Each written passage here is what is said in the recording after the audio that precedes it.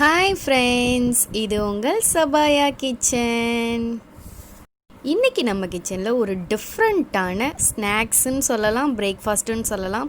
இட்லியை வச்சு மொறுன்னு ஸ்நாக்ஸ் எப்படி செய்கிறதுன்னு பார்க்கலாம்.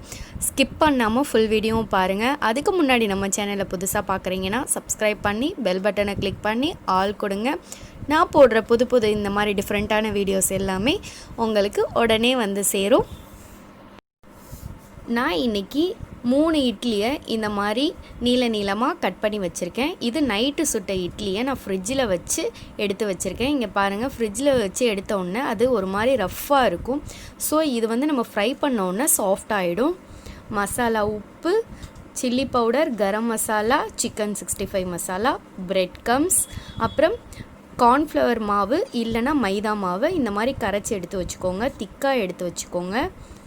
இப்போது இந்த இட்லியில் நம்ம எடுத்து வச்சுருக்க மசாலா, உப்பு எல்லாத்தையும் சேர்த்து நல்லா மிக்ஸ் பண்ணிக்கலாம். அப்போ தான் அதில் உப்பு, காரம் எல்லாமே அதில் மிக்ஸ் ஆகி வரும். அதனால் நம்ம முன்னாடி அதை மிக்ஸ் பண்ணி வச்சுக்க போகிறோம். இப்போது நல்லா மிக்ஸ் பண்ணியாச்சு. மசாலா, உப்பு எல்லாமே மிக்ஸ் ஆகிடுச்சு. இப்போது இதை வந்து நம்ம ஃப்ரை பண்ண போகிறோம். இப்போது இந்த மைதாவில், நான் இன்றைக்கி மைதா தான் எடுத்திருக்கேன். இந்த மைதாவில் நல்லா பெரட்டி எடுத்துக்கோங்க. பெரட்டி எடுத்துட்டு அப்புறம் பிரெட் கம்ஸில் போட்டு நம்ம ஃப்ரை பண்ணி எடுத்துக்க போகிறோம். இந்த மாதிரி டிஃப்ரெண்ட்டாக நீங்கள் குழந்தைங்களுக்கு செஞ்சு கொடுத்தீங்கன்னா விரும்பி லைக் பண்ணி சாப்பிடுவாங்க. ட்ரை பண்ணி பாருங்கள்.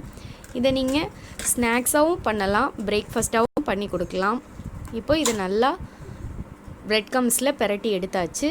பெரட்டி எடுத்து இதை இந்த மாதிரி எல்லாத்தையும் நம்ம ரெடி பண்ணிக்கலாம் ஃபஸ்ட்டு. அதுக்கப்புறம் ஃப்ரை பண்ணிக்க போகிறோம். பாருங்கள், நான் எல்லாத்தையும் ரெடி பண்ணி வச்சுருக்கேன். இப்போ இந்த கிறிஸ்பியான இட்லியை நம்ம ஃப்ரை பண்ண போகிறோம்.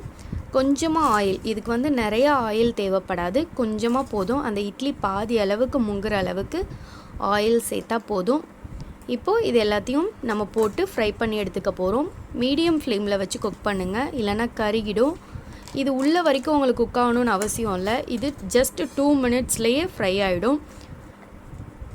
2 பக்கம் கோல்டன் ப்ரௌன் கலர் வந்தோடனே நம்ம எடுத்துடலாம்.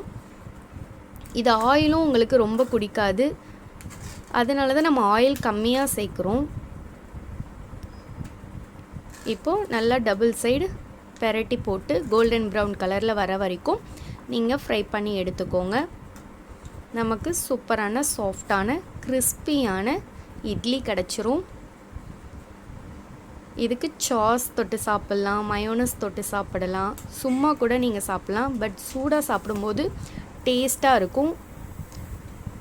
இப்போது நல்லா 2 சைடும் கோல்டன் ப்ரௌன் கலரில் ஃப்ரை ஆகிடுச்சு. இப்போது இதை எடுத்துடலாம். நம்ம ஒரு டிஷ்யூ பேப்பருக்கு மாற்றிடுங்க. பாருங்கள், சூப்பரான கிறிஸ்பியான, மேலே கிறிஸ்பியாகவும் உள்ளே நம்ம கல் மாதிரி வச்சுருந்த இட்லி சாஃப்டாகவும் ஆகி சூப்பரான இட்லி ரெடி ஆகிருச்சு. இந்த வீடியோ கண்டிப்பாக உங்களுக்கு பிடிச்சிருக்கும். லைக் பண்ணுங்கள், மறக்காமல் ஷேர் பண்ணுங்கள் ஃப்ரெண்ட்ஸ்.